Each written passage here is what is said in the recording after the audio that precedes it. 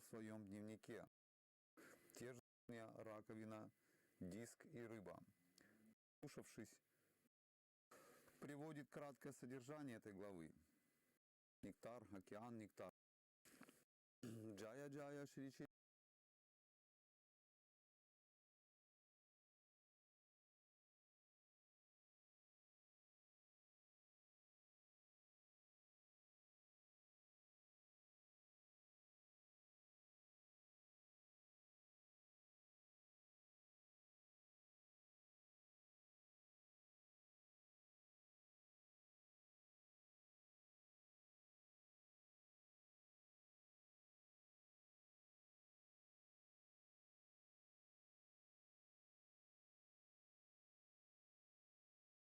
Caitanya Caritamrita играми Господа.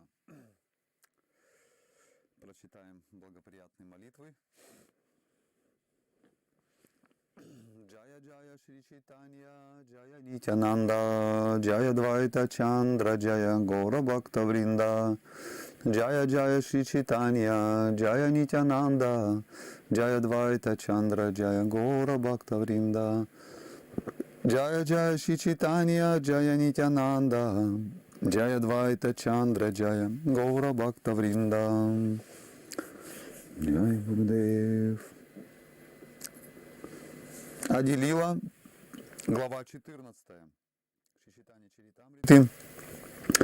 Детские развлечения Господа Чайтаньи. Интересно будет мамам слышать это. Ну, не только мамам, родителям.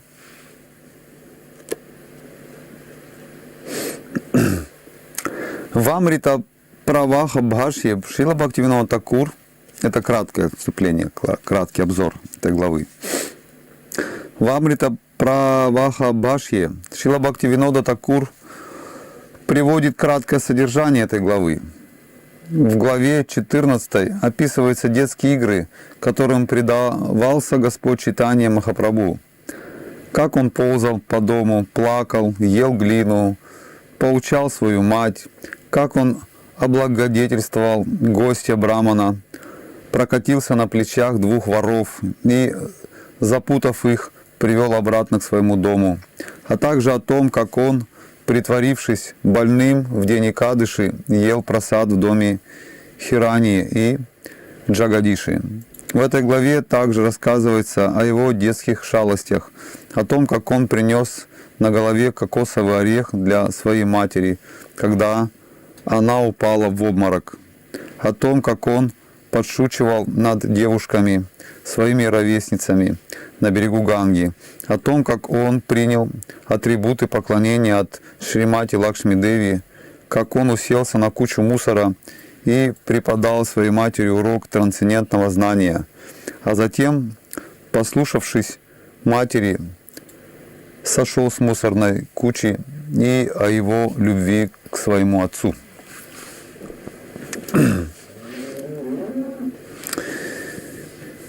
Для того, кто помнит о Господе Чайтаньи Махапрабху, самые тяжелые дела становятся легкими, а для того, кто не помнит о нем, самое легкое дело становится необычайно трудным. Я в почтении склоняюсь перед Господом Чайтаньи Махапрабху. Слава Господу Чайтаньи Махапрабху, Нитянанде Прабху, Адвайты Прабху и всем преданным Господа Чайтаньи. Я коротко писал приход Шри Чайтаньи Махапрабху, который предстал в образе сына Шачи Деви, подобно тому, как Кришна явился в образе сына Ешоды. Я вкратце описал в хронологическом порядке лилы, связанные с рождением Господа. А сейчас я дам краткий обзор его игр в период детства. Я в почтении склоняюсь перед детскими играми Господа Шри Чайтаньи Махапрабху, который есть сам Господь Кришна.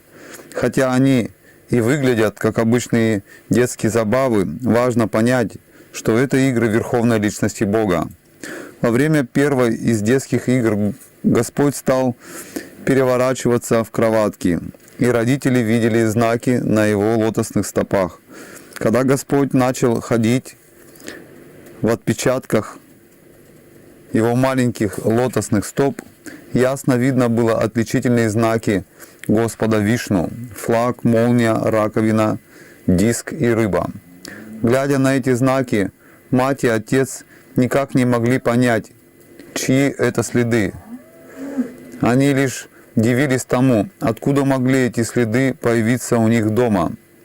Джаганатха Мишра сказал: «Похоже, что в нашей Шалаграма-шиле живет младенец Кришна. Приняв детский облик, он играет в нашем доме». Пока Шачи и Джаганатха Мишра разговаривали между собой, маленький Нимай проснулся и заплакал. Услышав его плач, Шачи-мата взяла его на руки и дала ему грудь. Кормя ребенка грудью, Шачи заметила на его лотосных стопах те же знаки, что и на полу, и тут же подозвала Джаганатху Мишру. Увидев чудесные знаки на стопах сына, Джаганатха Мишра очень обрадовался и, не говоря никому ни слова, пригласил к себе Ниламбару Чакраварти. Увидев эти знаки, Ниламбара Чакраварти улыбнулся и сказал: «Благодаря астрологическим расчетам я понял это еще раньше и записал в своем дневнике. Есть 32 признака великой личности. Все их я вижу на теле этого ребенка. 32 признака Махапуруши, великой личности, таковы: 5 частей его тела большие, 5 нежные, 7 розовые, 6 приподнятые, 3 маленькие, 3 широкие и 3 глубокие. Ребенок этот имеет на ладонях и на стопах все знаки Господа Нараяны. В его силах освободить все 3 мира. Ребенок этот будет проповедовать вайшнавскую религию и дарует освобождение всем родственникам по линии матери и отца. Я предлагаю провести сегодня обряд наречения ребенка. Мы должны устроить праздник и созвать на него всех браманов, поскольку день сегодня чрезвычайно благоприятный. В будущем этот ребенок станет защищать и хранить весь мир. Поэтому имя ему Вишвамбара. Выслушав предсказания Ниламбары Чакраварти, Шачи-мата и Джаганатха Мишра с радостью устроили праздник наречения младенца, пригласив на него всех браманов вместе с женами. Через несколько дней Господь стал ползать на четвереньках. При этом Он совершил множество чудесных дел. Иногда Господь плакал, чтобы заставить соседских женщин петь святое имя, а когда они пели, Господь начинал улыбаться. Спустя еще некоторое время Господь начал самостоятельно ходить и играть с другими детьми.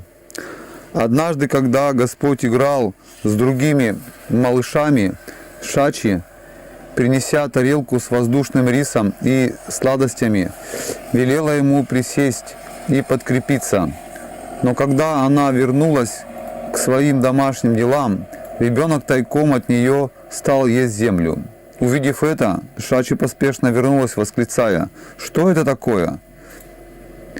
Она отобрала у Господа землю, которую он ел, и потребовала объяснить, зачем он это делает. Плача, дитя спросил мать: «За что ты ругаешь меня? Ты видела? Ты ведь давала мне такую же землю. В чем я провинился?» Воздушный рис, сладости и другая пища – все это та же земля, но в другом виде. Это земля и то земля. Рассуди сама, какая же между ними разница? Подумай, ведь наше тело тоже видоизменение земли, как и то, что мы едим. Ты бранишь меня понапрасну. Что мне еще сказать? Пораженная тем, что сын ее излагает философию Майявады, Шачи ответила: «Кто научил тебя этой философии, которая позволяет тебе кушать грязь?» В ответ на довод маленького философа, сделанный в духе Майявады, Шачи-мата возразила: «Дорогой мой мальчик, земля в виде зерна дает нам энергию и силу. Но если мы будем просто есть землю, то скоро заболеем и умрем. В кувшин, который есть не что иное, как видоизмененная земля, я могу налить воду, но если воду просто влить на землю, вся вода просто впитается, и труд мой окажется напрасным». Господь ответил матери: Почему же ты скрыла от меня это учение о духе и с самого начала не учила меня столь практической философии? Теперь я понял философию, которой ты учишь, и больше не стану есть землю. Когда я проголодаюсь, я буду сосать молоко из твоей груди». Сказав это, Господь, чуть улыбаясь, забрался на колени к матери и стал сосать ее грудь. Так, под разными предлогами, Господь уже в детстве приоткрывал свое величие и тут же снова прятал его. Однажды Господь трижды съел пищу, приготовленную Браманом, а потом, оставшись с ним наедине, избавил его от оков материальной деятельности. Однажды Господа, совсем еще ребенка, когда он играл перед домом, похитили двое воров.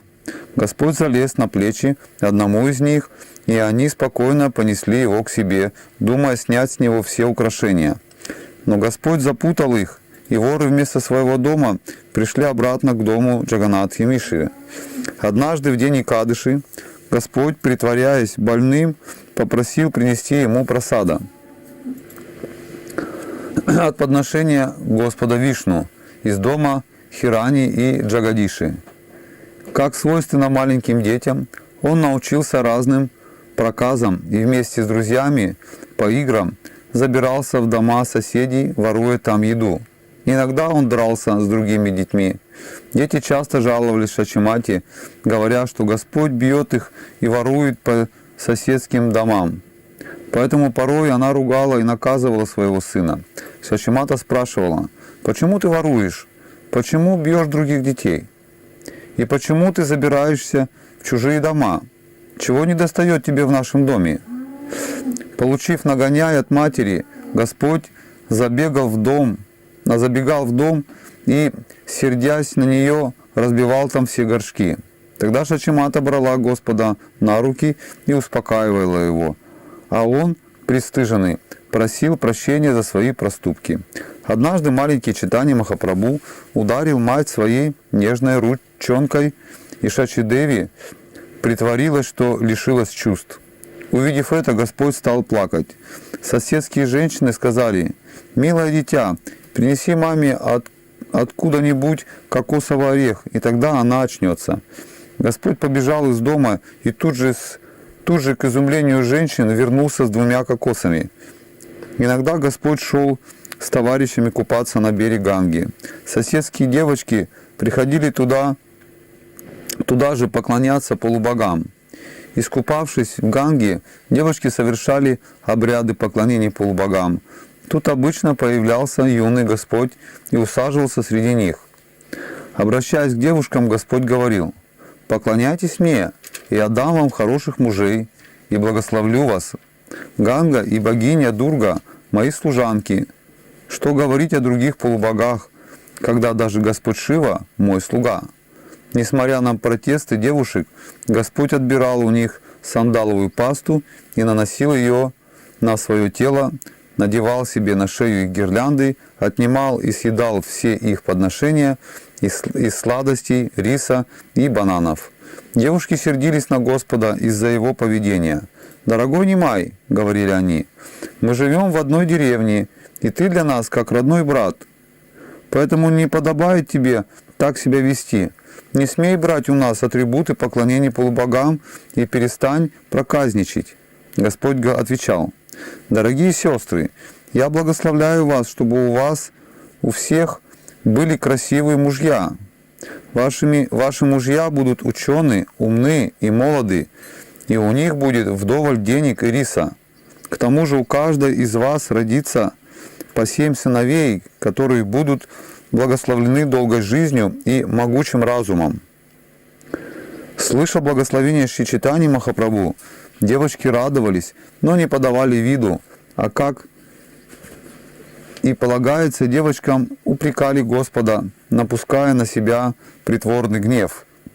Некоторые из девочек пытались убежать, но тогда Господь обращался к ним с такими гневными словами: «Если вы будете жадничать и не отдадите мне ваши подношения, каждый из вас получит мужья старика, уже имеющего как минимум 4 жены». Услышав это, шутливое проклятие Господа Чайтаньи, девочки пугались, подумав, что он может обладать каким-то секретом и силой, полученной от полубогов, и что его проклятие может исполниться. Поэтому они возвращались и отдавали Господу свои подношения. Вкусив от них подношения, Господь дарил им благословения, которых они желали. Когда люди узнали о шалостях Господа, это не вызвало у них никакого недовольства. Напротив, все почувствовали счастье, узнав о его проказах. В один прекрасный день на берег Ганги пришла совершить омовение и почитать полубогов девушка по имени Лакшми, дочь Валабхачарии. Увидев Лакшми, Господь почувствовал влечение к ней, а Лакшми, увидев Господа, ощутила в сердце великую радость.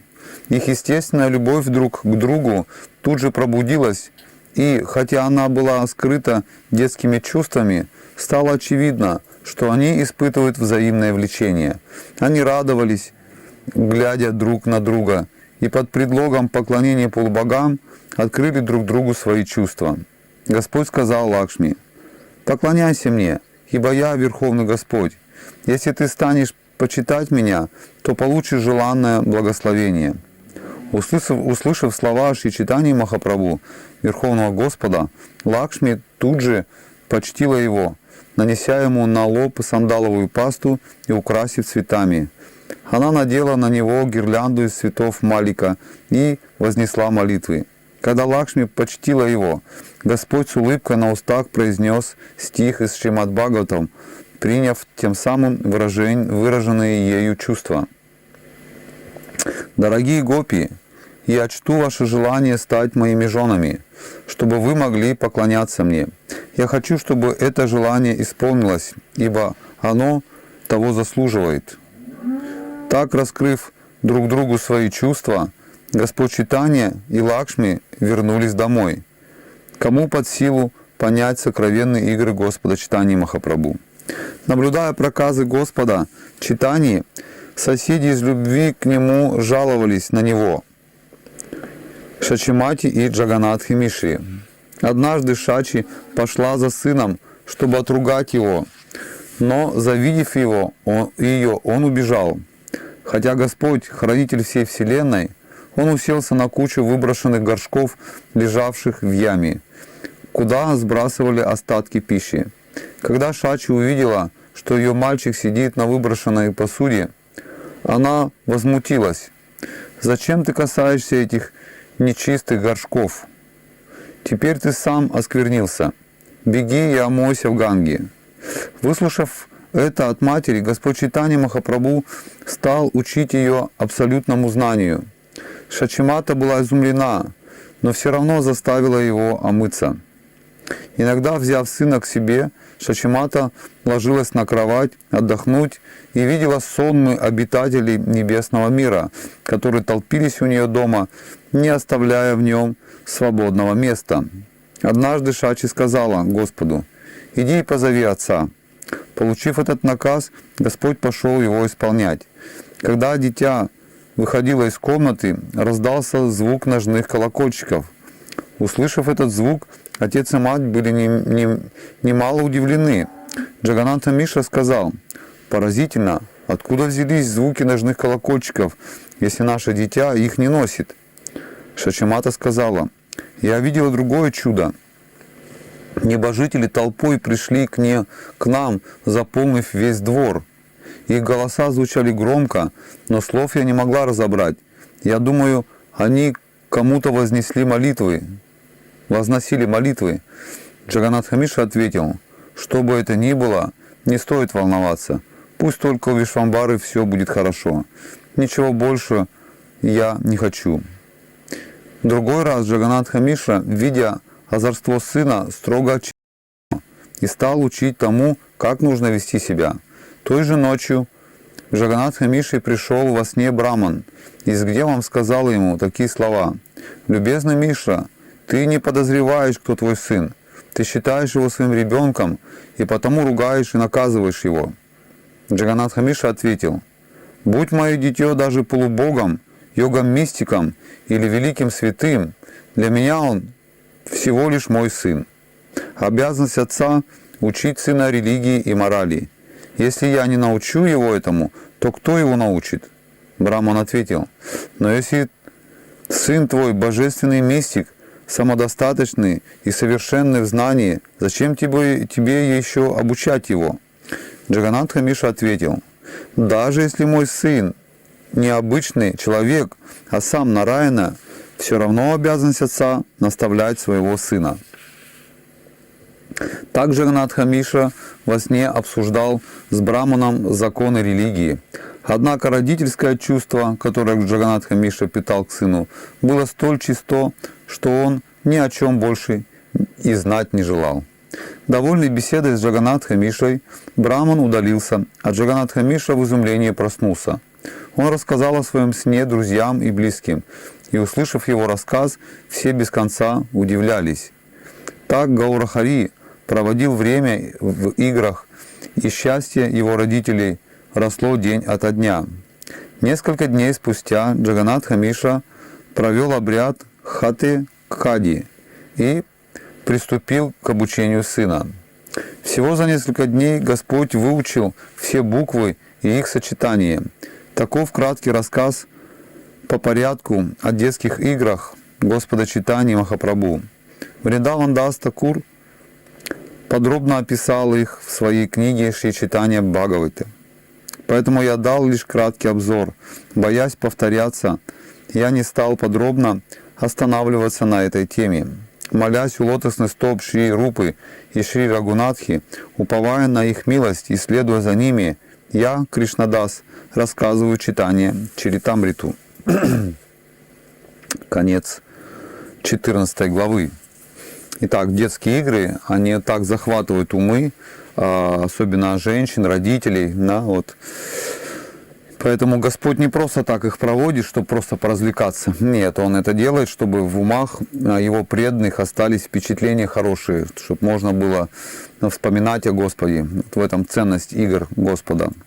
И если мы внимательно понаблюдаем за тем, что мы прочитали, они схожи с играми Господа Кришны.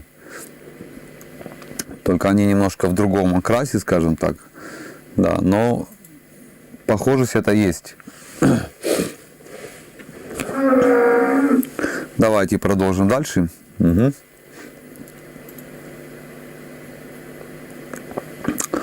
Глава 15.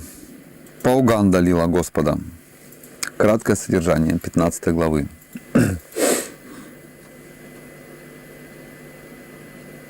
Господь брал уроки грамматики у Гангадаса Пандита и вскоре сам научился великолепно объяснять грамматику. Господь запретил своей матери есть пищу из зерна в выкадыши. Еще он рассказал о том, что во сне к нему приходит его брат Вишварупа, который незадолго до того принял саньясу и призвал последовать его примеру. Но Господь отказался и был отослан обратно домой. Когда Джаганатха Миша покинул этот мир, Господь женился на Лакшми, дочери Валабхачарьи. Все эти события вкратце описываются в данной главе.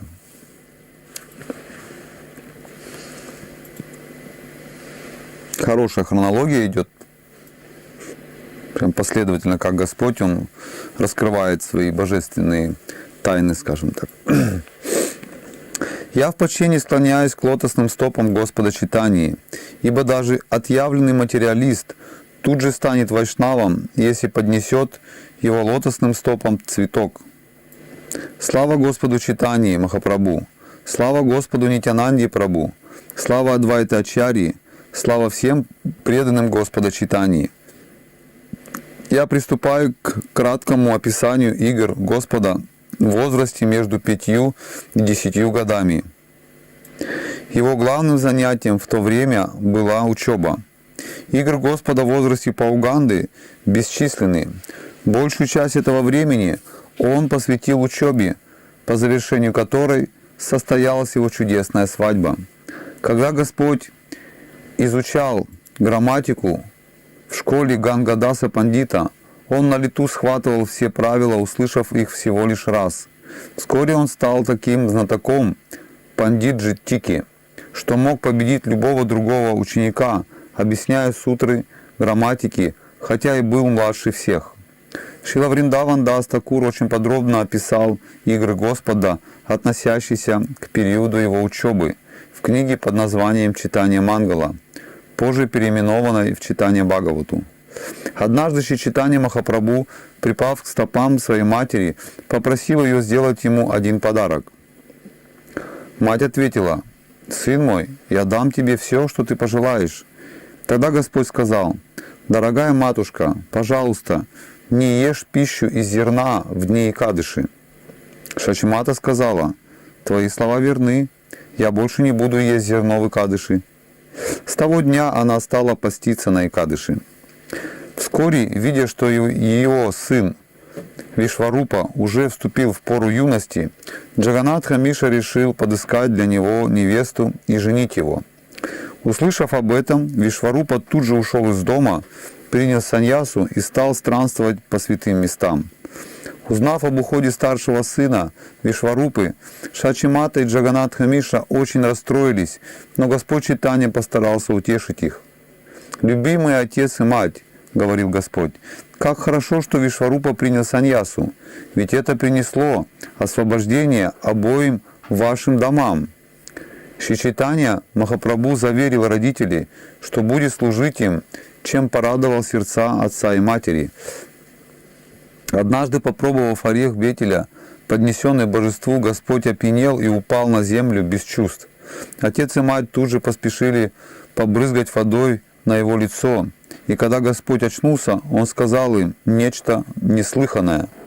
Господь сказал: «Вишварупа забрал меня отсюда и просил меня принять саньясу». Я ответил Вишварупе: «Наши отец и мать нуждаются в помощи, а я еще совсем ребенок, да и что я знаю о жизни саньяси? Позже я обзаведусь семьей и буду служить нашим родителям, ибо это доставит радость Господу Нараяне и его супруге, богине процветания». Тогда Вишварупа вернул меня домой и напоследок попросил: «Передай моей матери Шачидеви 1000 поклонов от меня». И так проходили лилы Господа Чайтаньи Махапрабху. Но понять, почему он все это делал, не в моих силах. Спустя несколько дней Джаганатха Миша отбыл из этого мира в мир духовный, и его жена с сыном были сражены горем. Друзья и родственники Господа Чайтаньи и его матери пришли к ним со словами утешения.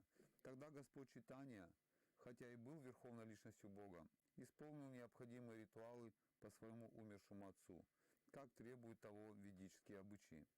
Некоторое время спустя Господь стал думать: «Я не принял саньясу, и уж коли я остался дома, моя обязанность жить так, как подобает грехастхе. Без жены, — думал Господь Чайтанья, — жизнь домохозяина лишена смысла. Так Господь решил жениться. Дом пуст, когда в нем нет жены, ибо только жена делает дом домом. Тот, у кого есть жена, может вместе с ней достичь всех целей человеческой жизни». В один прекрасный день, когда, возвращаясь из школы, Господь шел по направлению к Ганге, он случайно повстречал, когда Господь и Лакшми Деви встретились, отношения, которые издревле связывали их, снова возродились. В тот же день, по воле провидения, к Шачимате прибыл сват Ванамали. Следуя указаниям Шачидеви, Ванамали Гхатака стал готовиться к свадьбе, и вскоре Господь и Лакшми Деви поженились. Вриндаван Дас Такур подробно описывает все эти игры Господа, относящиеся к раннему периоду жизни Господа. Я же привожу здесь лишь краткий обзор этих лил. В раннем возрасте Господь совершил множество лил, а Шрила Вриндаван Дас Такур во всех подробностях описал их. Поскольку Вриндаван Дас Такур очень живо поведал об этих играх в Чайтанья Мангале, в Чайтанья Бхагавати, я только перечислил их, не вдаваясь в детали. Молясь у лотосных стоп Шри Рупы и Шри Рагунатхи, уповая на их милость и следуя за ними, я, Кришнадас, рассказываю Чайтанья Чаритамриту. Конец 15 главы. Итак, это, конечно же, очень трогательно для тех, кто осознает смысл жизни, когда дети в таком возрасте, в маленьком, уже начинают готовиться к взрослой жизни. В данном случае здесь у него Господа Чайтаньи на виду, прям он увидел, как его брат старший принимает саньясу, и долг, говорится, младших братьев идти за старшими. И даже сам Вишварупа пришел во сне, он будет не раз приходить, похоже, и звать его. Но Господь будет говорить, ну, надо же о родителях заботиться. И так он проживет какое-то время, потом поймет, что нужно вот создать семью, и это тоже произойдет.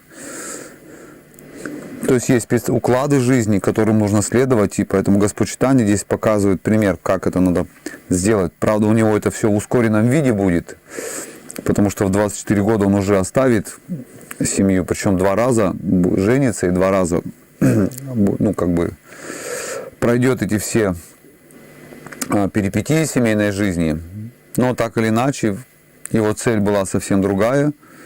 Но как домохозяин он показывает пример, что есть в этом потребность определенная.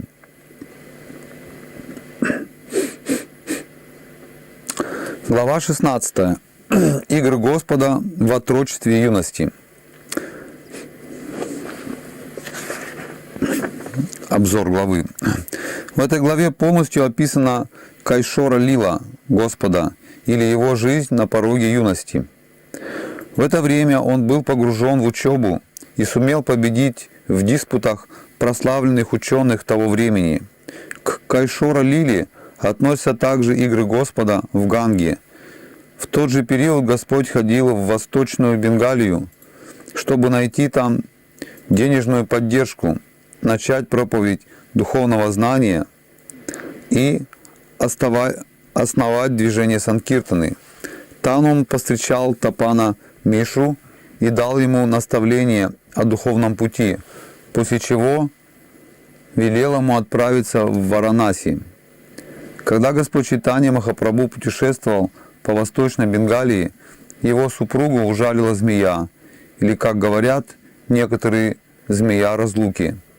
И Лакшми-деви оставила этот мир. Когда Господь вернулся домой, он застал свою мать скорбящей по Лакшми-деви. Впоследствии, по просьбе матери, он женился во 2-й раз.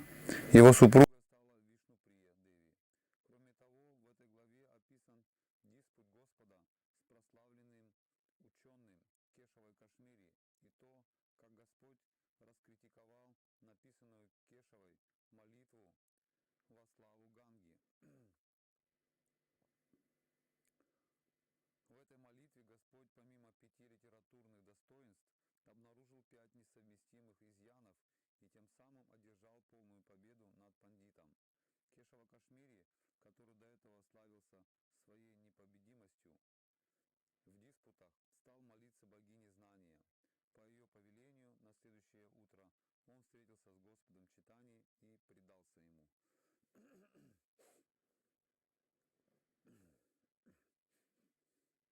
Это краткий обзор был. Я склоняюсь перед Господом Шри Чайтаньей Махапрабху.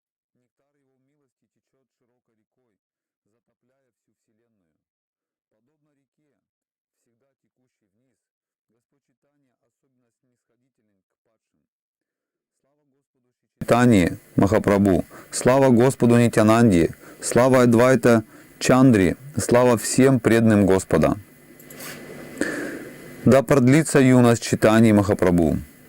В эту пору ему поклонялись богиня процветания и богиня учености. Сарасвати, богиня учености, почтила его, даровав победу над ученым мужем, который до этого одержал победу над всем миром, а богиня процветания Лакшми-деви почитала его дома.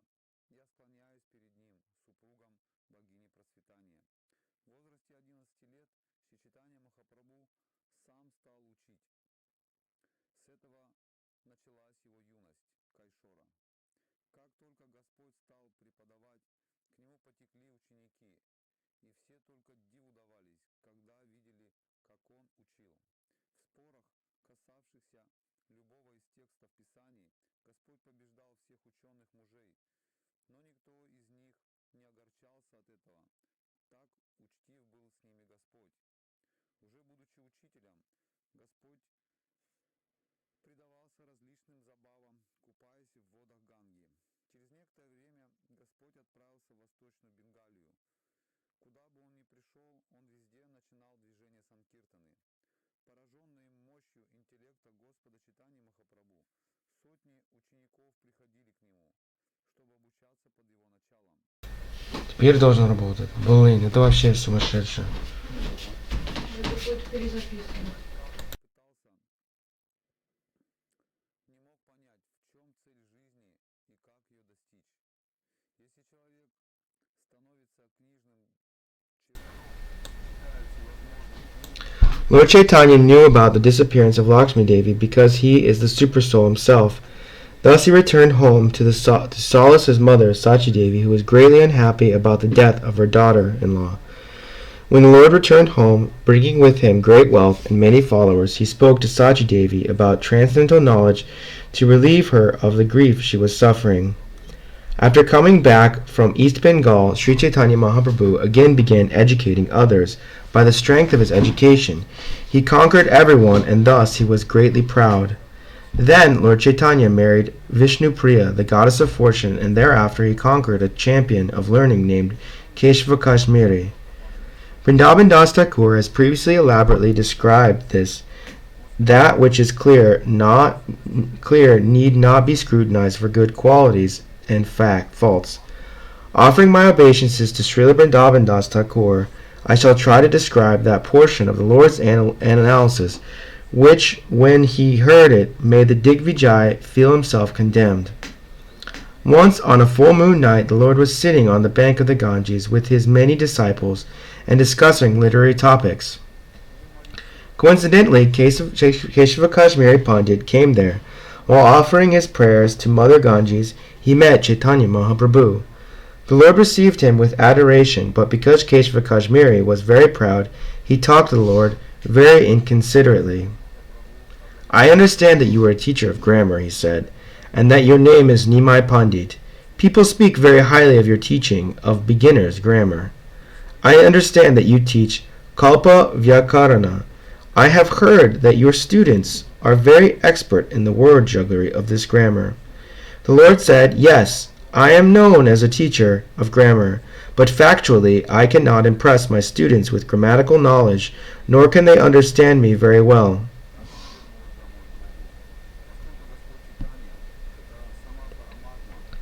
My dear sir, whereas you are very learned, scholar in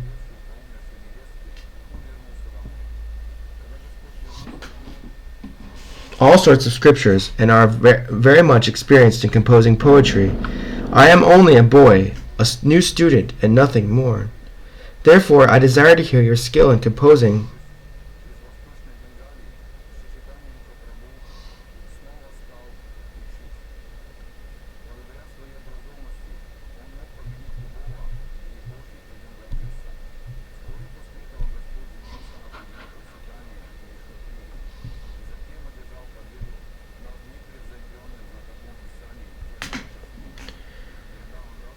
He became still and more puffed up, and within 1 hour he composed 100 verses describing Mother Ganges.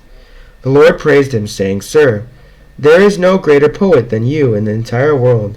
Your poetry is so difficult that no one can understand it but you and Mother Saraswati, the goddess of learning. But if you explain the meaning of one verse, we can all hear it from your own mouth and thus be very happy.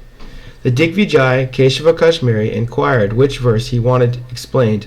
The Lord then recited one of the 100 verses Keshava Kashmiri had composed.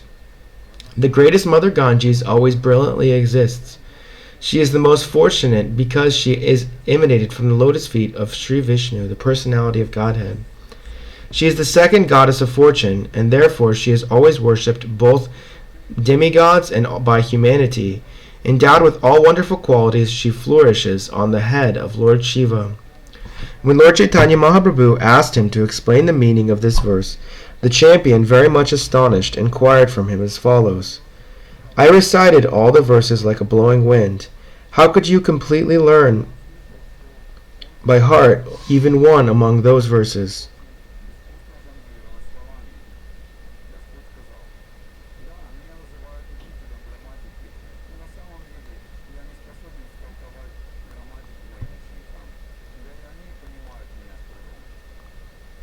The Lord replied, by the grace of the Lord, someone may become a great poet, and similarly by his grace, someone else may become a great Shrutadhira, who can memorize anything. Satisfied by the statement of Lord Chaitanya Mahaprabhu, the Brahmana Keshava Kashmiri explained the quoted verses. Then the Lord said, now kindly explain the special qualities and faults in the verse. The Brahmana replied, there is not a tinge of fault in that verse. Rather, it has all the good qualities of smiles and alliteration, similes and alliteration. The Lord said, my dear sir, I may say something to you if you will not become angry. Can you explain the faults in this verse? There is no doubt that your poetry is full of ingenuity, and certainly it has satisfied the Supreme Lord. Yet if we scrutinizingly consider it, we can find both good qualities and faults.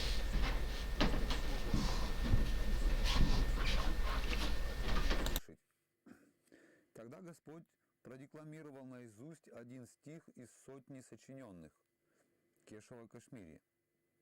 Вечно блистает неувядающая слава Матери Ганги, которая благословлена. The Lord concluded, now therefore, let us carefully scrutinize this verse. The poet replied, yes, this verse you have recited is perfectly correct. You are an ordinary student of grammar. What do you know about literary embellishments? You cannot review this poetry because you do not know anything about it. Taking a humble position, Sri Caitanya Mahaprabhu said, because I am not on your level, I have asked you to teach me by explaining the faults and good qualities in your poetry. Certainly I have not studied the art of literary embellishments, but I have heard about it from higher circles, and thus I can review this verse and find it in many good faults and many good qualities. The poet said, all right, let me see what good qualities and faults you have found. The Lord replied, let me speak, and please hear me without becoming angry. My dear sir, in this verse there are 5 faults and 5 literary ornaments. I shall state them one after another. Kindly hear me and give me your judgment. In this verse, the fault of avimrishta vidheyamsha occurs twice, and the faults of virudamati, bhangakrama, and punarata occur once each. The glorification of the Ganges, Mahatvam Gangayaha, is the principal unknown subject matter in this verse, and the known subject matter is indicated by the word idam, which has been placed after the unknown. Because you have placed the known subject at the end and that which is unknown at the beginning, the composition is faulty, and the meaning of the words has become doubtful. Without first mentioning what is known, one should not introduce the unknown, for that which has no solid basis can never be established anywhere. In the word Divitya Sri Lakshmi, a second opulent goddess of fortune, the quality of being a second Lakshmi is unknown. In making this compound word, the meaning became secondary, and the originally intended meaning was lost. Because the word Divitya, second, is the unknown, in its combination in this compound word, the intended meaning of equality with Lakshmi is lost. Not only is there a fault, avimshrita vidhayamsha, but there is also another fault, which I shall point out to you. Kindly hear me with great attention. Here is another great fault. You have arranged the word bhavani bhartrit to your great satisfaction, but this betrays the fault of contradiction.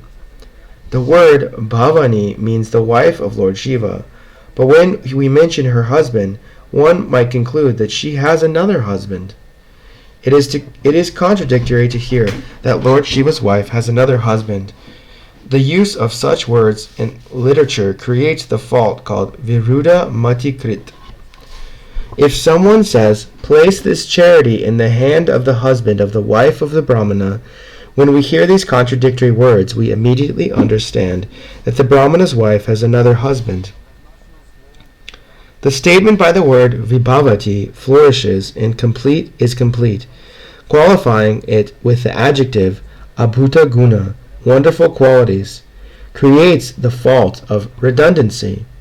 There is extraordinary alliteration in 3 lines of this verse, but in 1 line there is no such alliteration.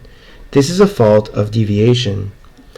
Although there are 5 literary ornaments decorating this verse, the entire verse has been spoiled by these 5 most faulty presentations. If there are 10 literary ornaments in this verse, but even 1 faulty expression, the entire verse is nullified. Because one's beautiful body may be decorated with jewels, but 1 spot of white leprosy makes the entire body abominable. As one's body, although well decorated with ornaments, is made unfortunate even by 1 spot of white leprosy, so an entire poem is made useless by the fault despite alliteration, similes, and metaphors. Now hear the descriptions of 5 literary embellishments. There are 2 ornaments of sound and 3 ornaments of meaning. There is a sound ornament of alliteration in 3 lines, and the combination of the word Shri and Lakshmi.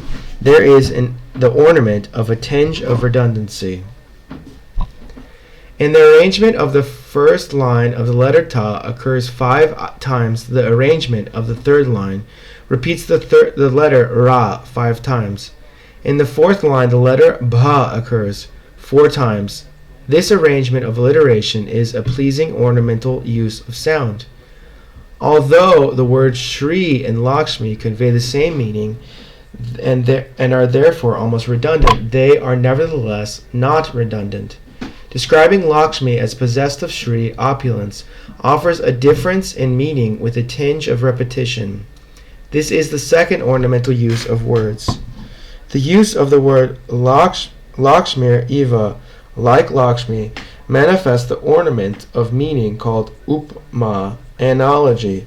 There is also the further ornament of meaning called virodha bhasha, or a contradictory indication. Everyone knows that lotus flowers grow in the water of the Ganges, but to say that the Ganges takes birth from the lotus flower seems extremely contradictory. The existence of Mother Ganges begins from the lotus feet of the Lord. Although this statement that the water comes from the lotus flower is a contradiction, in connection with Lord Vishnu, it is a great wonder. In this birth of the Ganges, by the inconceivable potency of the Lord, there is no contradiction, although it appears contradictory. Everyone knows that lotus flowers grow in the water, but water never grows from a lotus. All such contradictions, however, are wonderfully possible in Krishna. The great river Ganges has grown from his lotus feet. All the real glory of Mother Ganges is that she has grown from the lotus feet of Lord Vishnu.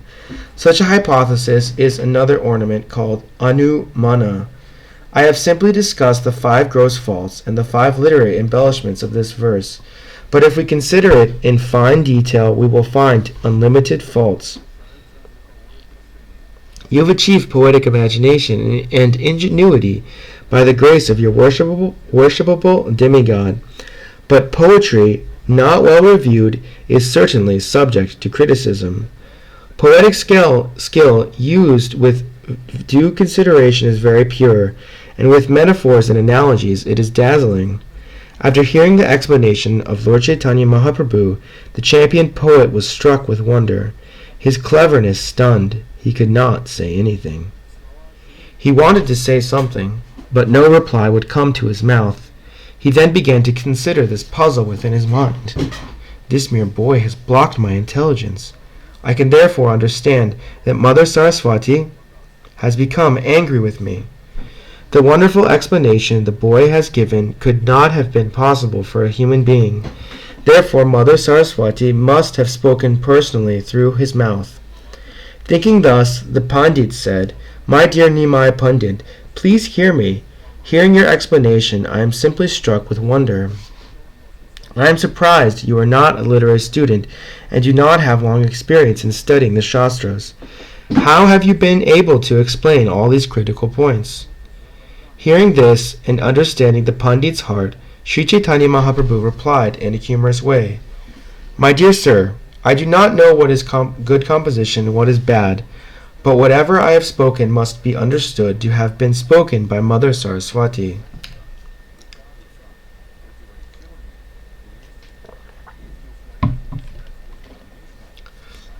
When he heard this judgment from Lord Chaitanya Mahaprabhu, the Pandit sorrowfully wondered why Mother Saraswati wanted to defeat him through a small boy. "I shall offer prayers and meditation to the goddess of learning," the champion concluded, "and ask her why she has insulted me so greatly through this boy." Saraswati had in fact induced the champion to compose his verse in an impure way. Furthermore, when it was discussed, she covered his intelligence, and thus the Lord's intelligence was triumphant. When the poetic champion was thus defeated, all the Lord's disciples sitting there began to laugh loudly. But Lord Chaitanya Mahaprabhu asked them not to do so, and he addressed the poet as follows: "You are the most learned scholar and the topmost of all great poets, for otherwise how could such fine poetry come from your mouth? Your poetic skill is like a constant flow of the waters of Ganges. I find no one in the world who can compete with you. Even in the poetic compositions of such great poets as Bhavabhuti, Jayadev, and Kalidas, there are many examples of faults.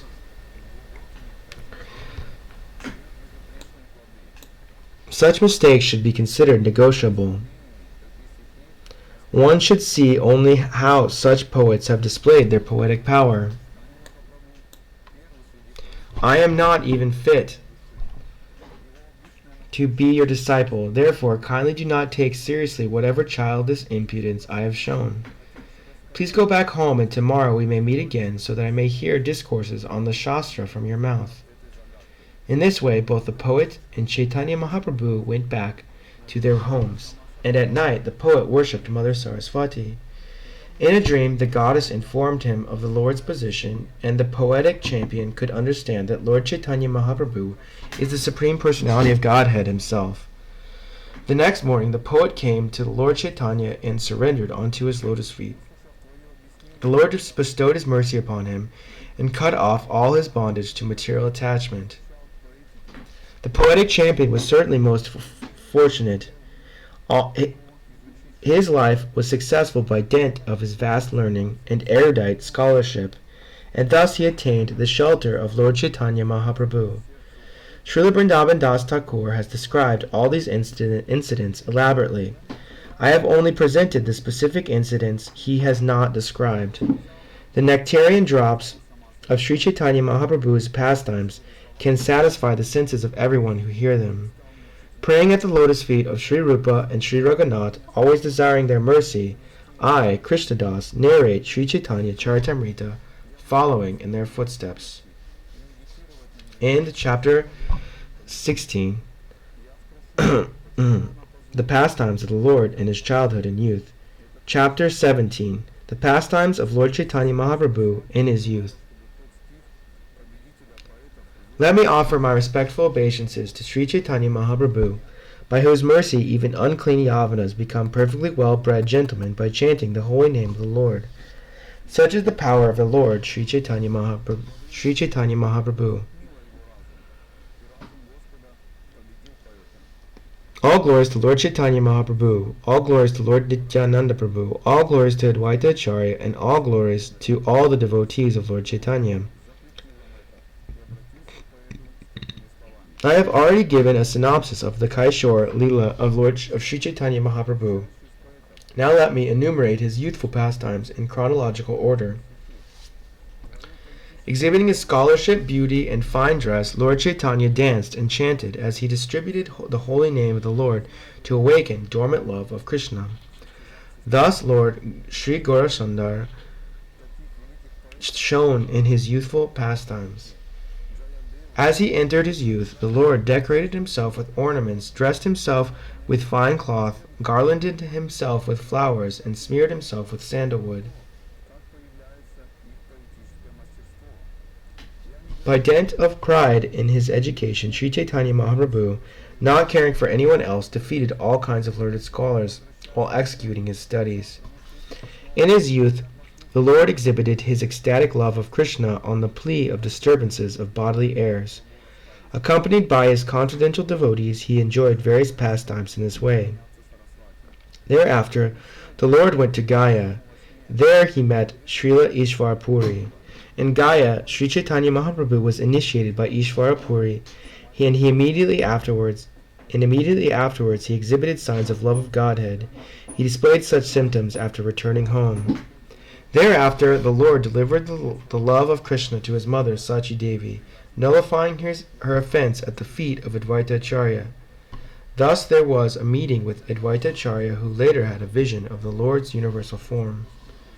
Srivas Thakur then worshipped Lord Chaitanya Mahaprabhu by the process of Abhishek.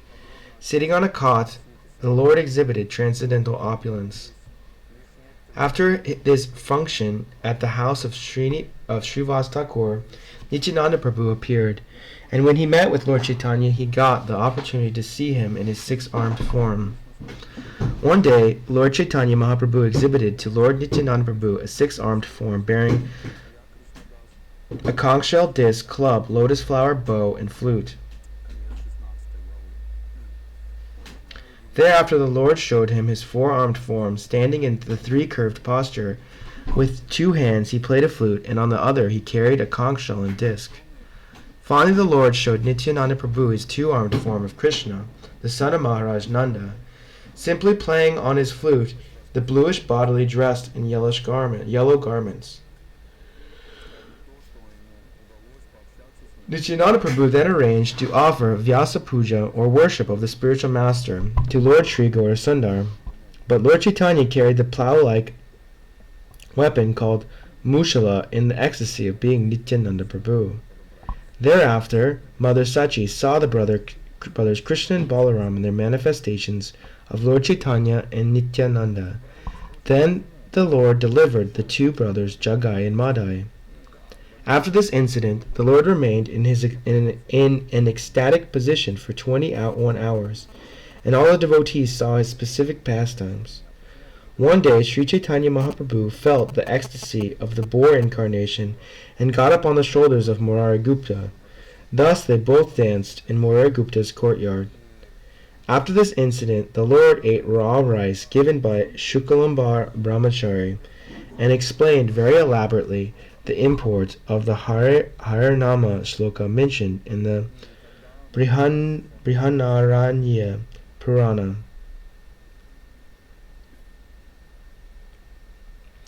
In this age of Kali, there is no other means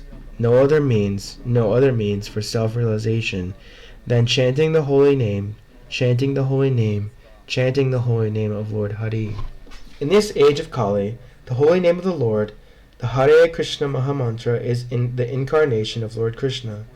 Simply by chanting the holy name, one associates with the Lord directly. Anyone who does this is certainly delivered. This verse repeats the word eva, certainly, 3 times for emphasis, and it also 3 times repeats Hare Nama, the holy name of the Lord, just to make common people understand. The use of this word kevala only prohibits all other processes such as cultivation of knowledge, practice of mystic yoga, or performance of austerities and fruitive activities. This verse clearly states that anyone who accepts any other path cannot be delivered.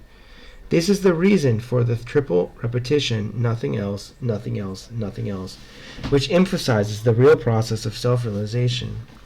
To chant the holy name always, one should be humbler than a grass in the street and devoid of all desire for personal honor, but one should offer others all respectful obeisances. A devotee engaged in chanting the holy name of the Lord should practice forbearance like that of a tree. Even if rebuked or chastised, he should not say anything to others or retaliate. For even if one cuts a tree, it never protests, and even if it is drying up and dying, it does not ask anyone for water. Thus a Vaishnava should not ask anything from anyone else. If someone gives him something without being asked, he should accept it. But if nothing comes, a Vaishnava should be satisfied to eat whatever vegetables and fruits are easily available. One should strictly follow the principle of always chanting the holy name, and one should be satisfied with whatever he gets easily. Such devotional behavior solidly maintains one's devotional service. One who thinks himself lower than a grass, who is more tolerant than a tree, who does not expect personal honor, yet is always prepared to give all respect to others, can very easily always chant the holy name of the Lord. Raising my hand, I declare, everyone please hear me. String this verse on a thread of the holy name and wear it on your neck for continuous remembrance. One must strictly follow the principles given by Lord Caitanya Mahaprabhu in this verse. If one simply follows in the footsteps of Lord Caitanya and the Goswamis, certainly he will achieve the ultimate goal of life, the lotus feet of Sri Krishna. Sri Chaitanya Mahaprabhu regularly led congregational chanting of the Hare Krishna Mahamantra in the house of Srivas Thakur every night for 1 full year. This ecstatic chanting was performed with the doors closed, so that non-believers who came to make fun could not gain interest. Thus, the non-believers almost burned to ashes and died out of envy. To retaliate, they planned various ways to give trouble to Srivas Thakur. One night, while Kirtan was going inside Srivas Thakur's house, a Brahmana named Gopal Chapala, the chief of the non-believers, who was talkative and very rough in his speech, placed all the paraphernalia for worshipping the goddess Durga outside Srivas Thakur's door. On the upper portion of a plantain leaf he placed such paraphernalia for worship as oda, pula, turmeric, vermilion, red sandalwood, and rice. He placed a pot of wine beside this, and in the morning when Srivas Thakur opened his door he saw the paraphernalia. Srivas Thakur called for all the respectable gentlemen of the neighborhood, and smilingly addressed them as follows: Gentlemen, every night I worship the goddess Bhavani. Since the paraphernalia for worship is present here, now all you respectable brahmanas and members of higher castes can understand my position. Then all the assembled gentlemen exclaimed, What is this? What is this? Who has performed such mischievous activities? Who is that sinful man? They called for a sweeper, Hadi, who threw all the items of worship far away and cleansed the place by mopping it with a mixture of water and cow dung.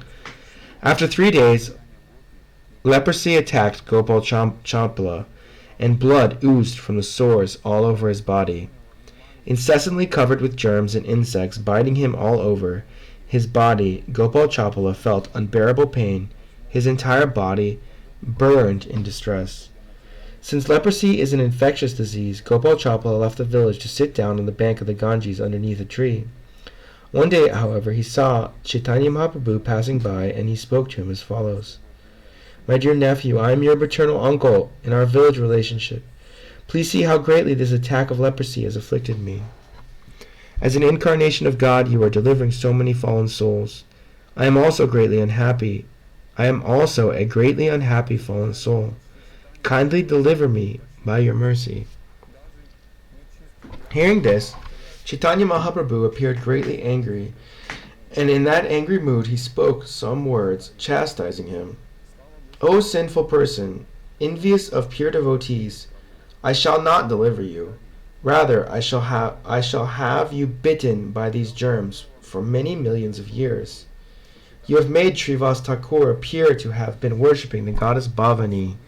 Simply for this offense you will have to fall down into hellish life for 10 million births. I have appeared in this incarnation to kill the demons, Pashandis, and after killing them, to preach the cult of devotional service. After saying this, the Lord left to take his bath in the Ganges, and that sinful man did not give up his life, but continued to suffer. When Sri Chaitanya, after accepting the renounced order of life, went to Jagannath Puri and then came back to the village of Kulia, upon his return, that sinful man took shelter of the Lord's lotus feet. The Lord, being merciful to him, gave him instructions for his benefit. You have committed an offense at the lotus feet of Srivas Thakur.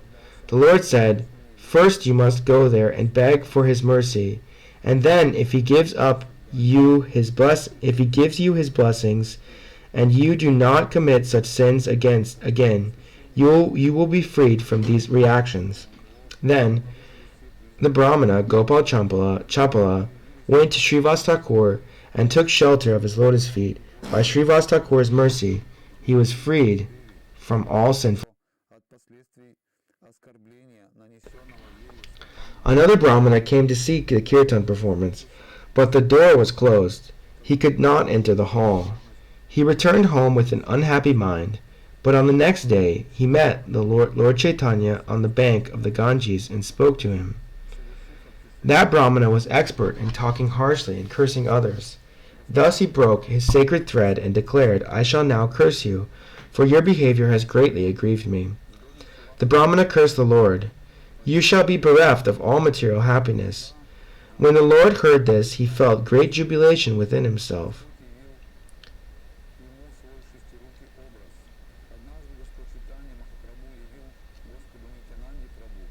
Any faithful person who hears of this Brahmana's cursing the Lord Chaitanya is delivered from all Brahminical curses. Lord Sri Chaitanya Mahaprabhu blessed Mukunda Datta with punishment and in that way vanquished all his mental depression.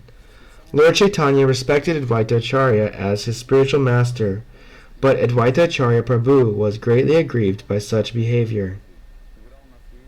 He thus whimsically began to explain the path of philosophical speculation, and the Lord, in his anger, seemingly disrespected him. At that time Advaita Acharya was greatly pleased. The Lord understood this, and he was somewhat ashamed, but he offered Advaita Acharya his benediction.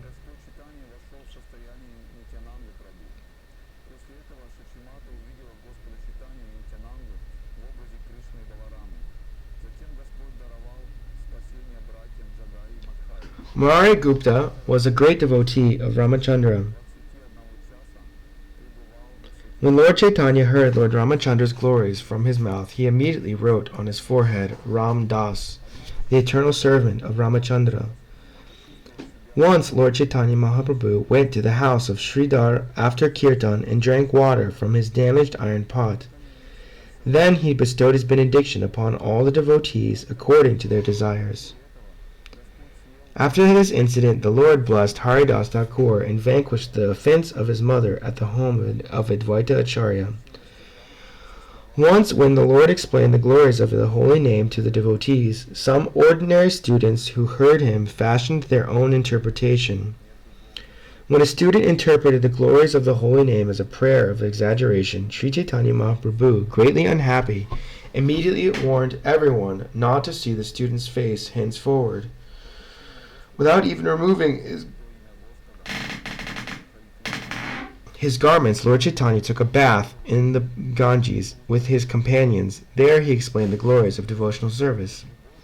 By following the paths of speculated philosophical knowledge, fruitive activity, or mystic yoga to control the senses, one cannot satisfy Krishna, the Supreme Lord.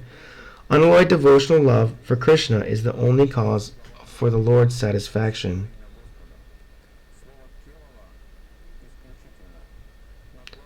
The Supreme Personality of Godhead, Krishna, said, My dear Uddhava, neither through Ashtanga Yoga, the mystic yoga system, to control the senses, nor through impersonal monism, or analytical study of the absolute truth, nor through study of the Vedas, nor through austerities, charity, or acceptance of sannyas, can one satisfy me as much as by developing unalloyed devotional service unto me.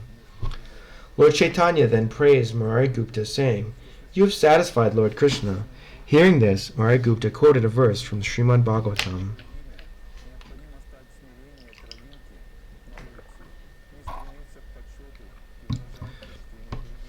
Since I am but a poor, sinful Brahmabandhu, not Brahmanically qualified, although born in a Brahmana family, and you, Lord Krishna, are the shelter of the goddess of fortune, it is simply wonderful, my dear Lord Krishna, that you have embraced me with your arms. This verse is a verse from Srimad Bhagavatam, spoken by Sudama Vipra in the presence of Lord Sri Krishna. This and the previous verse quoted from Srimad Bhagavatam clearly indicate that although Krishna is so great that it is not impossible for anyone to satisfy him, he exhibits his greatness by being personally satisfied even with one who is unqualified. One day the Lord performed Sankirtan with all his devotees, and when they were greatly fatigued they sat down. The Lord then sowed a mango seed in the yard, and immediately the seed fructified into a tree and began to grow. As the people looked on, the tree became fully grown, with fruits that fully ripened. Thus everyone was struck with wonder. The Lord immediately picked about 200 fruits, and after washing them he offered them to Krishna to eat. The fruits were all red and yellow, with no seed inside and no skin outside, and eating one fruit would immediately fill one man's body. Seeing the quality of the mangoes, the Lord was greatly satisfied, and thus, after eating first, he fed all the other devotees. The fruits had no seeds or skins. They were full of nectarian juice, and were so sweet that a man would be fully satisfied by eating only one. In this way, fruits grew on the tree every day throughout the 12 months of the year, and the Vaishnavas used to eat them to the Lord's great satisfaction. These are confidential pastimes of the son of Sachi. Other than devotees, no one knows of this incident. In this way, the Lord performed Sankirtan every day, and at the end of Sankirtan there was a mango-eating festival every day for 12 months.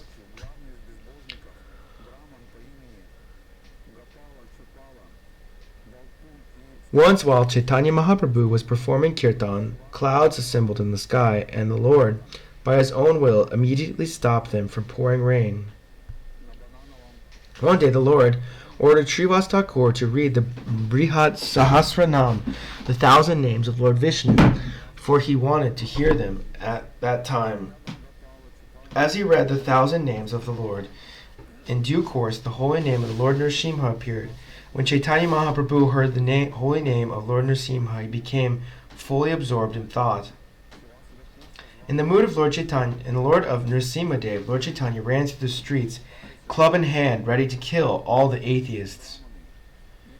Seeing him appearing very fierce in the ecstasy of Lord Nrsimha, people ran from the streets and fled here and there, afraid of his anger.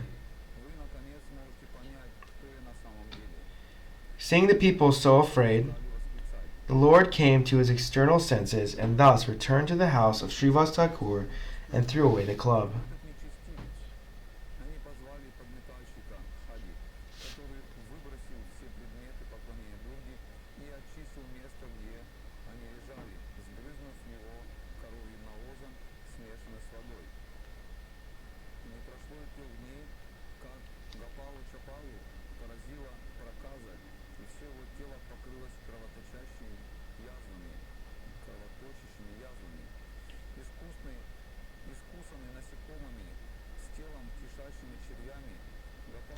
Srivas Thakur replied, "Anyone who takes your holy name vanquishes 10 million of his offenses immediately.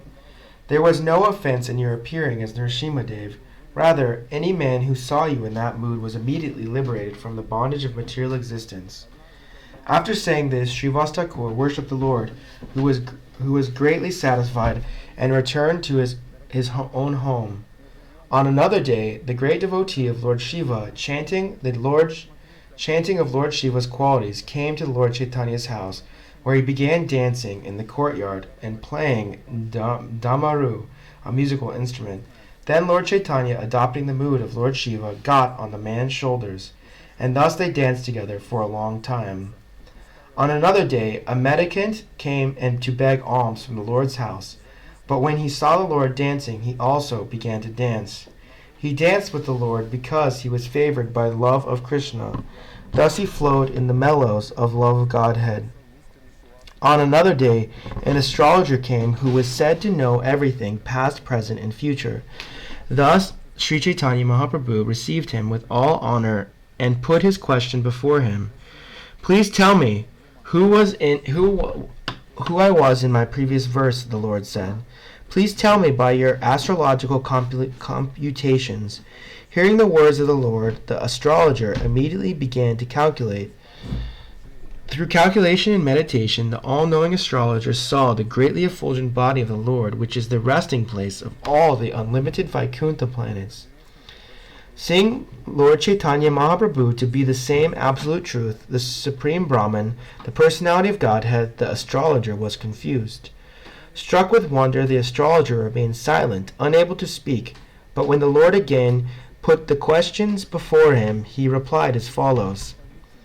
My dear sir, in your previous birth you were the shelter of all creation, the supreme personality of Godhead, full of all opulences. You are now the same personality of Godhead that you were in your previous birth. Your identity is inconceivable, eternal happiness.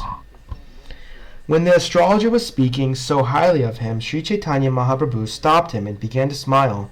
My dear sir, he said, I think you do not know very clearly what I was, for I know that in my previous birth I was a cowherd boy. In my last birth I was born in the family of a cowherd man, and I gave protection to calves and cows. Because of such pious activities, I have now become the son of a Brahmana. The astrologer said, what I saw in meditation was full of opulence, and therefore I was confused. I am certain that your form and the form I saw in my meditation are one and the same. If I see any difference, this is an act of your illusory energy. The all-knowing astrologer concluded, whatever you may be or whoever you may be, I offer my respectful obeisances unto you. By his causeless mercy, the Lord then gave him love of Godhead, thus rewarding him for his service. One day, the Lord sat down in the corridor of Lord Vishnu temple and began calling very loudly, Bring me some honey! Bring me some honey! Nityananda Prabhu Gosai, understanding the ecstatic mood of Sri Chaitanya Mahaprabhu, brought a pot of Ganges water as a token and put it before him. After drinking the water, Lord Chaitanya became so ecstatic that he began to dance. Thus, everyone saw the pastime of attracting the river Yamuna. When the Lord, in his ecstasy of Baladev, was moving as if intoxicated by the beverage, Advaita Acharya, the chief of the Acharyas, Acharya Shekhara, saw him in the form of Balaram. Vanamali Acharya saw a golden plough in his hand of Balaram, and the devotees all assembled together and danced, overwhelmed by ecstasy. In this way they danced continuously for 12 hours, and in the evening they all took a bath in the Ganges and then returned to their homes. The Lord ordered all the citizens of Navadvip to chant the Hare Krishna mantra, and in each and every home they began performing Sankirtan regularly. All the devotees sang this popular song along with the Hare Krishna mantra. Hare Nama Krishna Yadavaya Namaha Gopala Govindaram Sri Ramadasan Srimada Sudana. When the Sankirtan movement thus started, no one in Navadvip could hear any sound other than the words Hari Hari and the beating of the mridanga and clashing of handbells. Hearing the resounding vibration of the Hare Krishna mantra, the local Muslims, greatly angry, submitted a complaint to the Qazi. Chand Qazi angrily came to one home in the evening, and when he saw kirtan going on, he broke a mridanga and spoke as follows. For so long you did not follow regulative principles of the Hindu religion, but now you are following them with great enthusiasm. May I know by whose strength you are doing so? No one should perform Sankirtan on the streets of the city. Today I am excusing the offense and returning home. The next time I see someone performing such Sankirtan, I shall certainly chastise him, not only confiscating all his property, but also converting him into a Muslim. After saying this, the Qazi returned home, and the devotees, greatly shocked, that they were forbidden to chant Hare Krishna, submitted their grief to Lord Chaitanya Mahaprabhu. The Lord Chaitanya ordered, "Go perform Sankirtan. Today I shall kill all the Muslims." Returning home, all the citizens began performing Sankirtan, but because of the order of the Qazi, they were not carefree but always full of anxiety. Understanding the anxiety within the people's minds, the Lord called them together and spoke to them as follows.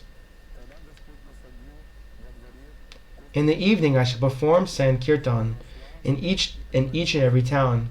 Therefore you should all decorate the city in the evening. In the evening burn torchlights in every home. I shall give protection to everyone. Let us see what kind of Qazi comes to stop our kirtan. In the evening Lord Gaurasundar went and formed 3 parties to perform kirtan. In the front of party danced Thakur Haridas, and in the middle party danced Advaita Acharya with great jubilation. Lord Gaurasundar himself danced in the rear party, and Sri Nityananda Prabhu moved with Lord Chaitanya's dancing. By the grace of the Lord, Srila Vrindavan Das Thakur has elaborately described this incident in his Chaitanya Mangala, now Chaitanya Bhagavat. Performing kirtan in this way,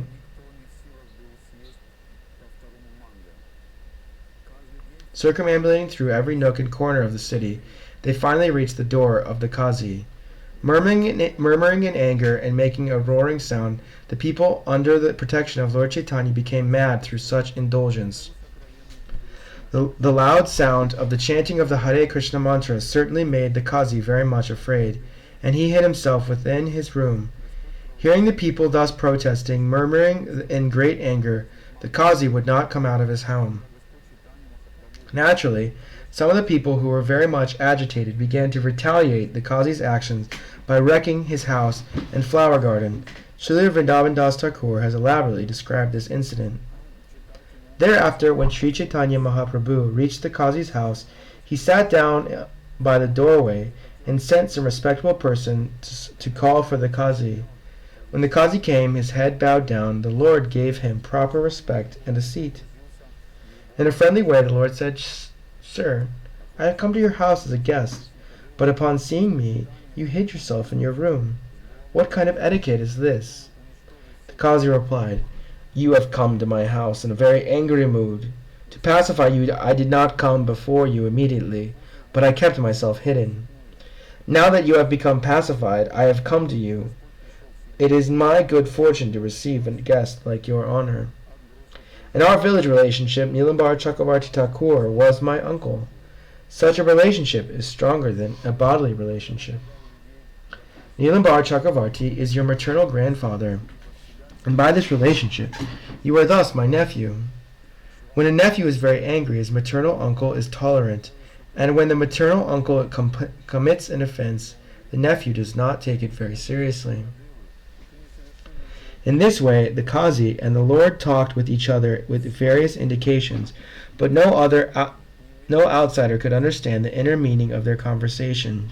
The Lord said, "My dear uncle, I have come to your home just to ask you some questions." "Yes," the Qazi replied, "you are welcome. Just tell me what is in your mind."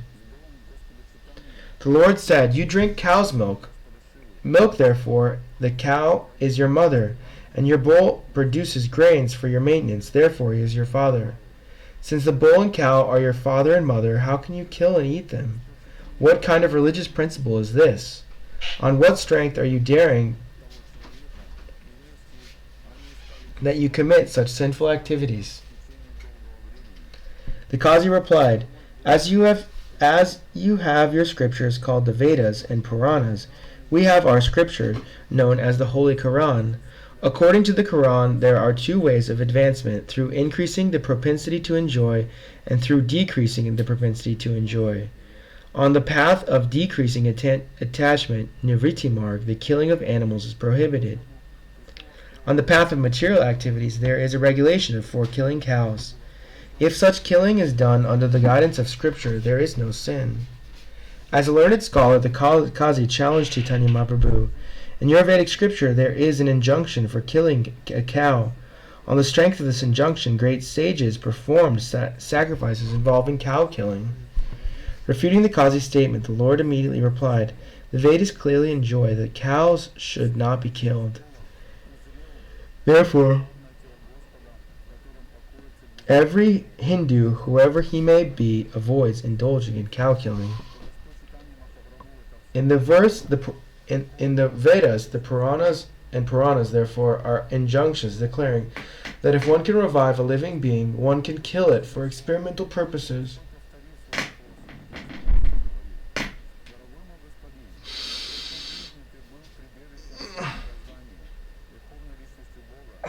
Therefore, the great sages sometimes killed old cows, and by chanting Vedic hymns they brought them back to life for perfection.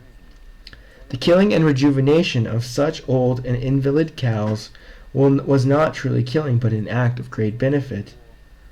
Formerly there were powerful brahmanas who could make such experiments using Vedic hymns, but now, because of the Kali Yuga, brahmanas are not so powerful.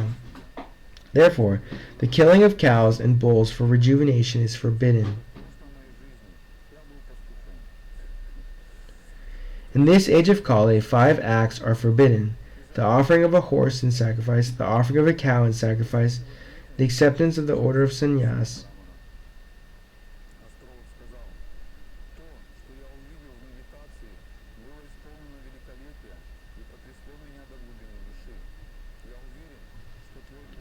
Since you Muslims cannot bring killed cows back to life, you are responsible for killing them. Therefore you are going to hell. There is no way for your deliverance. Cow killers are condemned to rot in hellish life for as many thousands of years as there are hairs on the body of a cow. There are many mistakes and illusions in your scriptures. Their compilers, not knowing the essence of knowledge, gave orders that were against reason and argument.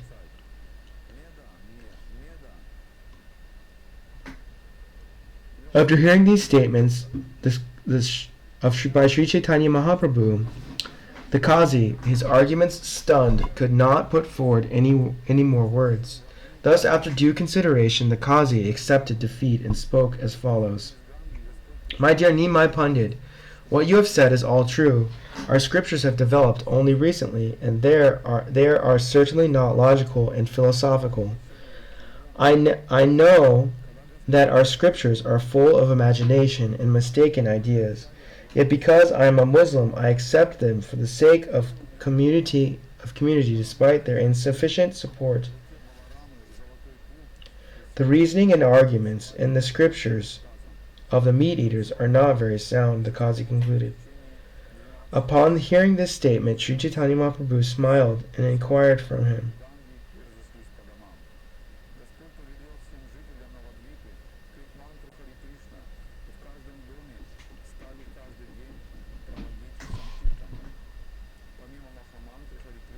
My dear maternal uncle, I wish to ask you another question. Please tell me the truth. Do not try to cheat me with tricks. In your city there are always congregational chanting of the holy name. A tumultuous uproar of music, singing, and dancing is always going on.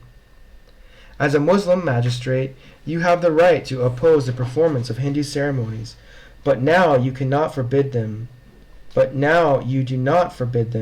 I cannot understand the reason why. The Qazi said, everyone calls you Gora Hari. Please let me address you by that name. Kindly listen, O Gora Hari. If you come to a private place, I shall then explain the reason. The Lord replied, all these men are my confidential associates. You may speak frankly. There is no reason to be afraid of them.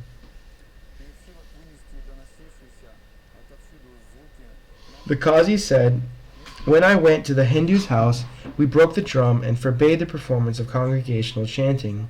In my dreams that very night, I saw a greatly fearful lion roaring very loudly, his body like a human being's and his face like a lion's. While I was asleep, the lion jumped on my chest, laughing fiercely and gnashing his teeth. Placing its nails in my chest, the lion said in a grave voice, I shall immediately bifurcate your chest as you broke the mridanga drum. You have forbidden the performance of my congregational chanting, therefore I must destroy you. Being very much afraid of him, I closed my eyes and trembled. Seeing me so afraid, the lion said, I have defeated you just to teach you a lesson, but I must be merciful to you. On that day you did not create a very great disturbance. Therefore I have excused you and not taken your life. But if you perform such activities again, I shall not be tolerant. At that time I shall kill you, your entire family, and all the meat eaters. After saying this, the lion left, but he was very much afraid of him. Just see the marks of his nails on my heart. After this description, the Qazi showed his chest. Having heard him and seen the marks of all the people, there accepted the wonderful incident. The Qazi continued, I did not speak to anyone about this incident, but on the very day of my orderlies came to see me. After coming to me, the orderly said, when I went to stop the congregational chanting, suddenly flames struck my face. My beard was burned and there were blisters on my cheeks. Every orderly who came gave the same description. After seeing this, I was very much afraid. I asked them not to stop the congregational chanting, but to go sit down at home. Then all the meat eaters, hearing that there would be unrestricted congregational chanting in the city, came to submit a petition.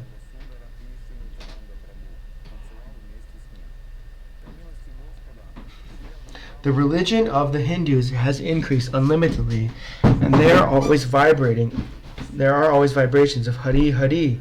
We do not hear anything but this. One meat eater said, the Hindus say Krishna, Krishna, and they laugh, cry, dance, and fall on the ground, smearing their bodies with dirt. Vibrating Hari Hari, the Hindus make a tumultuous sound.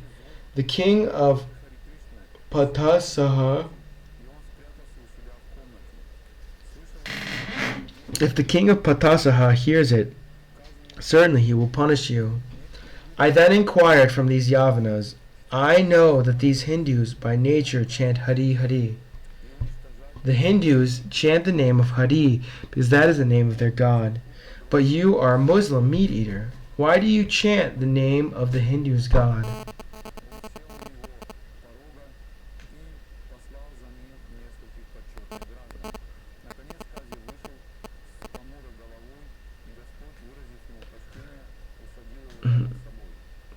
Meat eaters replied, sometimes I joke with Hindus. Sometimes they are called Krishnadas and sometimes they are called Ramdas.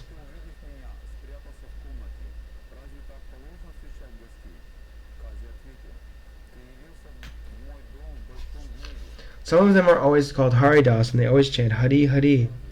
And thus I thought they would steal the riches from someone's house. Since that time, my tongue also always vibrates the sound Hari Hari. I have no desire to say it, but still my tongue says it. I do not know what to do. Another meat eater said, Sir, please hear me. Since the day I joked with some Hindus,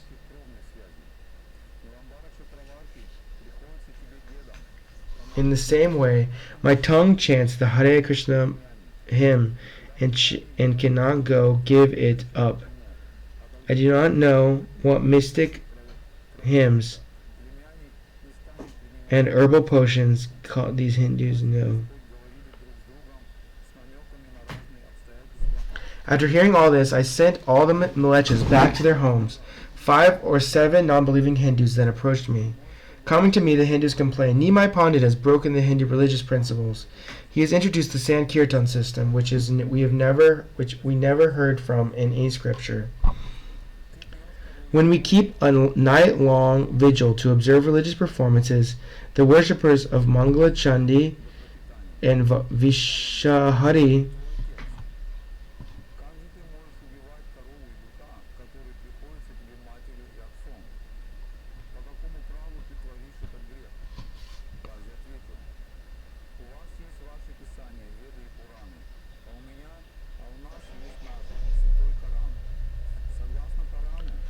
Nimai Pandit was previously a very good boy, but since he has returned from Gaya, he conducts himself differently. Now he loudly sings all kinds of songs, claps, and plays the drums, hand cymbals, making a tumultuous sound that deafens our ears. We do not know what he eats that makes him become mad. Dancing, singing, sometimes laughing, crying, falling down, jumping up, and rolling on the ground.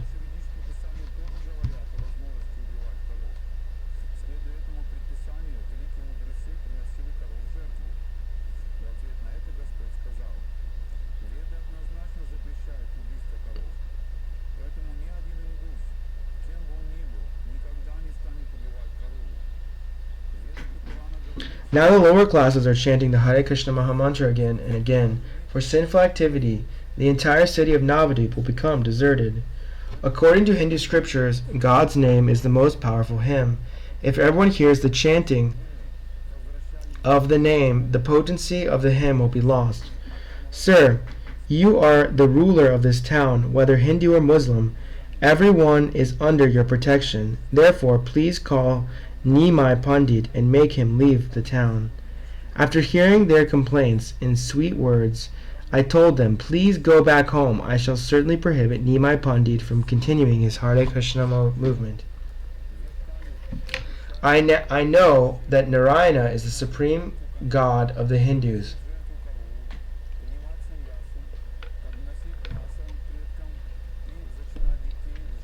And I think that you are the same Narayana I feel within my mind.